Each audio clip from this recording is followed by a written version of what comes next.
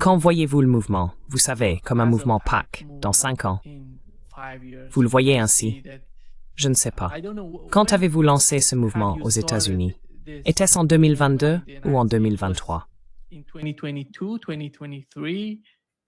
August of 2025. Août 2025. Incroyable. Oui, oui, août 2025. Et nous avons déjà reçu des milliers de dons, des centaines de bénévoles, une croissance incroyable. Nous n'arrivons pas à suivre le rythme de cette croissance. C'est un bon problème à avoir, mais le soutien a été immense. Immense. Et nous voulons que cela continue, car plus il y en a, plus cela nous donne de pouvoir pour nous opposer au sionisme sur la scène politique. Nous demandons donc aux gens, uniquement aux Américains, malheureusement, puisque nous ne pouvons pas accepter de dons venant de l'étranger. Mais nous demandons aux Américains de faire un don, de s'engager dans le combat, de relayer le message.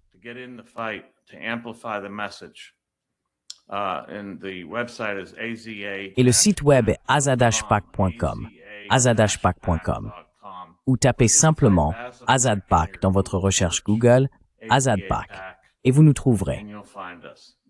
Nous sommes en tête de la liste. Jusqu'à présent, Google ne nous a pas retirés de sa plateforme. Ils ne nous ont pas mis sur liste noire, ils ne nous ont pas rétrogradés, ils ne nous cachent pas pour le moment. Donc nous avons de la chance, notre référencement est bon en ce moment. Cherchez simplement AzadPAC et vous nous trouverez.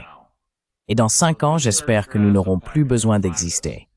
Dans 5 ans, j'espère que tous les comités d'action politique seront dissous. Si nous parvenons à faire élire les personnes que nous souhaitons voir en poste, nous supprimerons complètement les PAC. Je ne veux pas qu'il y ait de PAC.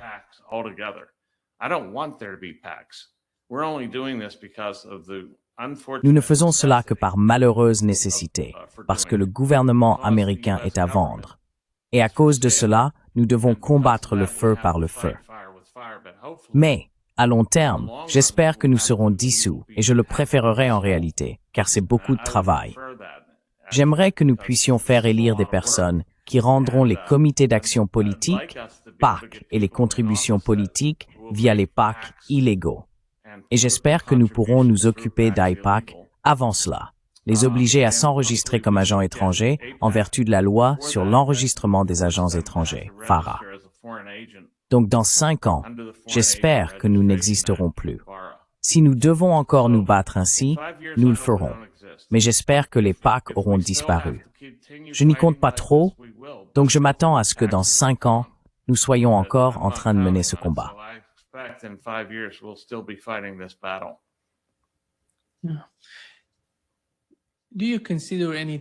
Oui. Vois-tu une différence entre, par exemple, Chuck Schumer, le chef du Parti démocrate, l'une des figures les plus importantes du parti, et disons Ted Cruz ou Lindsey Graham? Quelle est la différence, Michael?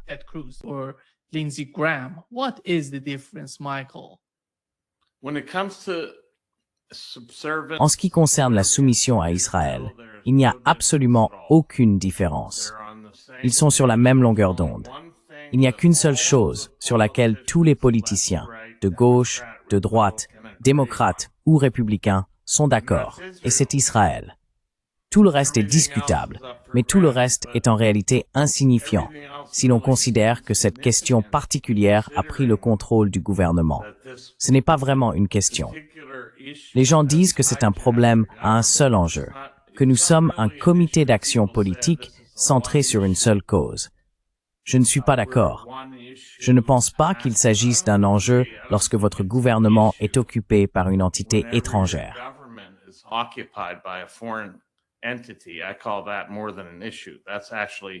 J'appelle ça bien plus qu'un simple problème. C'est en réalité une cause d'activité révolutionnaire. Et nous considérons notre comité d'action politique comme une forme d'activité révolutionnaire. Ce n'est pas une révolution violente. Nous essayons de le faire pacifiquement. Nous voulons écarter tous les sionistes de notre gouvernement en les battant dans les urnes.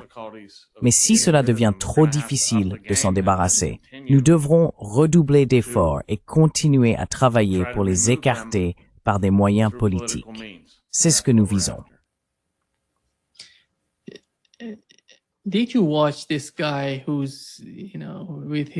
As-tu vu ce type avec son téléphone portable qui allait demander aux politiciens américains l'Amérique d'abord ou Israël d'abord? La plupart du temps, il n'obtient pas de réponse. Les gens ont tellement peur de réagir. Cela montre à quel point l'influence de l'AIPAC et des partisans sionistes d'Israël est profonde aux États-Unis. Même les politiciens qui viennent d'ici, qui sont nés ici, qui servent ce pays, ont peur de dire que l'Amérique d'abord n'est pas Israël d'abord.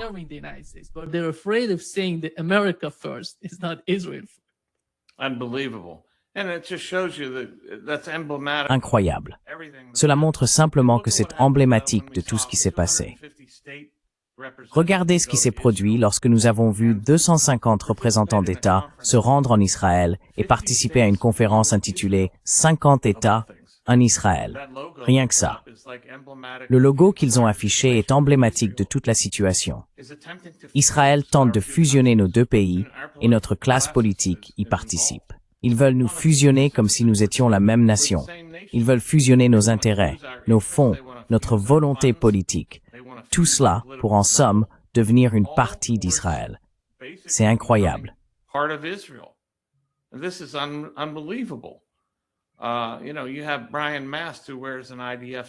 Vous savez, il y a Brian Mast qui porte un uniforme de l'IDF pour aller travailler en tant que représentant. Nous allons nous en prendre à lui. Nous avons soutenu un candidat qui s'attaque à lui et nous allons les éliminer un par un. Avec un peu de chance, nous pourrons en atteindre plusieurs à la fois. Mais nous ciblons certains candidats politiques individuellement ou des titulaires de fonctions en particulier que nous essayons d'évincer. Mais je dirais qu'il n'y a aucune différence entre la gauche et la droite à Washington concernant Israël. C'est Israël tout le temps. Et on le voit avec ses représentants et sénateurs qui ont peur de dire « l'Amérique d'abord », parce qu'ils savent d'où vient leur beurre et qui détient le pouvoir.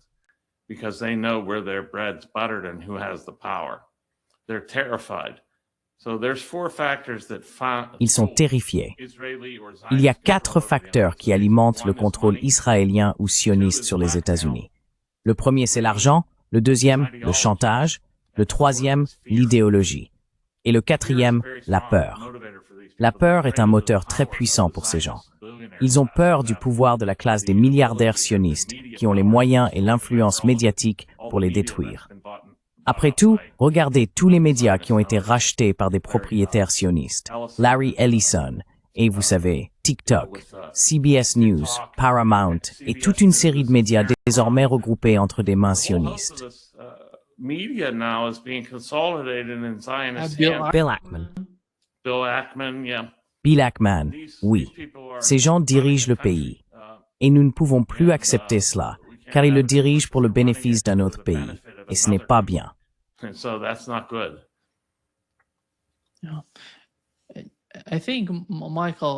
Je pense, Michael, qu'il serait peut-être préférable de commencer par les médias. Tu sais, les médias sont tellement importants de nos jours. Et, comme tu l'as mentionné, ils contrôlent tout en matière de médias. Tout tourne autour de leur rhétorique.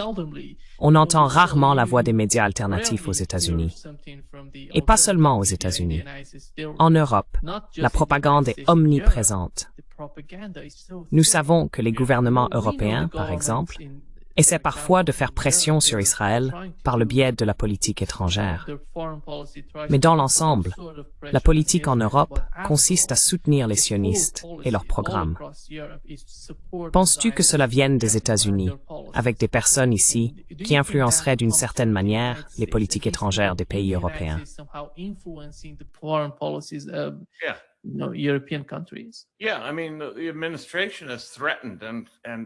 Oui, je veux dire, l'administration a menacé et a mis ces menaces à exécution de punir les pays qui ne soutiennent pas suffisamment Israël, de les punir avec des tarifs douaniers, avec diverses menaces comme « nous ne commercerons pas avec vous » et toutes ces choses-là. Je veux dire, je n'arrive même plus à tout suivre. Mais il y a tellement de cas où l'administration a averti d'autres pays que s'ils ne soutenaient pas Israël dans la mesure jugée nécessaire, ils en subiraient les conséquences. Donc oui, il y a beaucoup de cela. Les États-Unis sont le bulldog, le dépôt de munitions et le distributeur automatique d'Israël. Tant que cela ne changera pas, on verra tous ces autres pays se soumettre face au sionisme, parce que le plus grand soutien du sionisme, c'est le gouvernement des États-Unis, pas celui d'Israël, le nôtre, celui des États-Unis. Et c'est pour cela que je veux désioniser le gouvernement. And that's why I want to de-Zionize the government. Yeah. Michael, quand tu regardes la situation au Venezuela, penses-tu que ça soit lié à l'idéologie sioniste aux États-Unis? It's entirely related. C'est entièrement lié. Par exemple, le Venezuela entretient des liens avec le Hamas et le Hezbollah, et ils ont condamné le génocide. Ils ne soutiennent plus Israël. Les banquiers sionistes ne veulent pas que le pétrole vénézuélien échappe à leur contrôle. Le complexe militaro-industriel ne veut pas non plus que le pétrole ou d'autres ressources du Venezuela lui échappent. C'est pour cela que nous nous en prenons au Venezuela. Cela n'a rien à voir avec la drogue. Il existe d'autres pays qui fournissent bien plus de drogue aux États-Unis que le Venezuela. C'est absurde. Quiconque croit cela doit vivre dans une grotte. En réalité, c'est le sionisme qui alimente cette lutte contre le Venezuela. C'est un autre cas où notre politique étrangère est dictée par les intérêts de l'entité sioniste.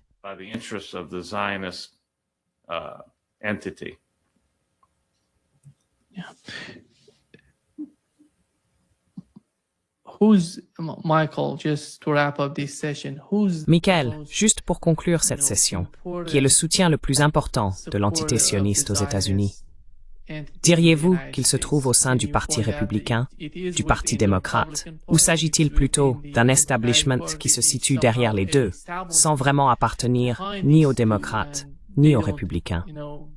Sont-ils au centre, gérant la rhétorique de la gauche et de la droite pour, d'une certaine manière, diriger le jeu à travers l'idéologie sioniste? Est-ce le cas? Quelle est votre compréhension de ces différences aux États-Unis entre les deux partis, le système bipartite?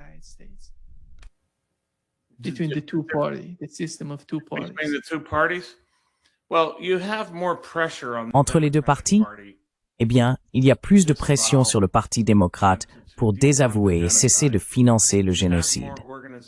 Il existe davantage d'organisations à gauche qui sont antisionistes et actives depuis longtemps. Mais cela n'a pas fonctionné, car ce mouvement n'a pas été bipartisan. Il n'a pas abordé le véritable problème. Il n'a pas vraiment remis en cause la classe dirigeante. Et la classe dirigeante aux États-Unis est sioniste. Quand je dis classe dirigeante, je n'utilise pas le concept marxiste. La classe dirigeante, c'est quiconque contrôle l'État et le pouvoir d'État. Et ce sont les sionistes. Ce sont eux qui détiennent le pouvoir d'État aux États-Unis. Ainsi, les différences entre les partis ne sont que les différences entre leurs électorats. Les démocrates ont eu historiquement et traditionnellement plus d'opposition à l'État colonial et colonisateur israélien que les républicains. Mais cela est en train de changer radicalement.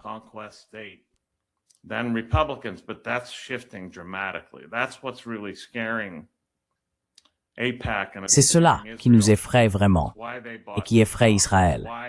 C'est pour cette raison qu'ils ont acheté TikTok. C'est pour cela qu'ils essayent d'obtenir et qu'ils ont en fait désormais le contrôle de Turning Point USA depuis l'assassinat de Charlie Kirk. C'est pour cela qu'ils sont terrifiés à l'idée de perdre le contrôle de la droite américaine. Et cela devient évident avec l'immense désaffection des jeunes de droite envers Israël. C'est cela qui les inquiète vraiment. Parce que s'ils perdent la droite, ils ont tout perdu. Je pense que sans le soutien républicain, le soutien des démocrates à Israël se dissiperait également. C'est donc pour cela que nous attaquons principalement les candidats républicains. Parce que si le Parti républicain changeait de cap et devenait anti-sioniste, ou du moins non-sioniste, on verrait les démocrates évoluer considérablement avec eux.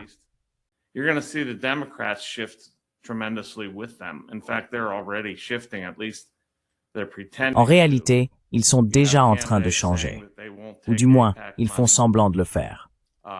Certains candidats affirment qu'ils ne prendront pas l'argent de l'AIPAC, de manière très médiatisée, mais ils le reçoivent probablement par d'autres canaux, d'autres sources sionistes, des dons directs d'Adelson et d'autres. Mais si nous parvenons réellement à déstabiliser le soutien républicain à Israël et au sionisme en toutes circonstances, je pense que cela bouleverserait considérablement le camp démocrate, car il ne se sentirait plus aussi redevable. Si nous pouvons montrer que l'AIPAC n'a pas le pouvoir de décider qui est élu, on verra des défections dans les deux camps, une énorme rupture avec le contrôle du lobby israélo-sioniste. Defection from the Israeli Zionist lobby control.